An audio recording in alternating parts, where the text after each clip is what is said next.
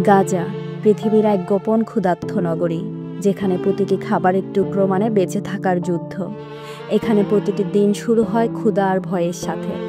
বহুদিন ধরে ইসরায়েলের নির্বিচারে বোমা হামলায় গাজা হয়ে ওঠে এক বিশাল মৃত্যুপুরী। খাবারের অভাব, পানির সংকট, ওষুধের ঘাটতি, শুধু মৃত্যু আর তীব্র ক্ষুধা।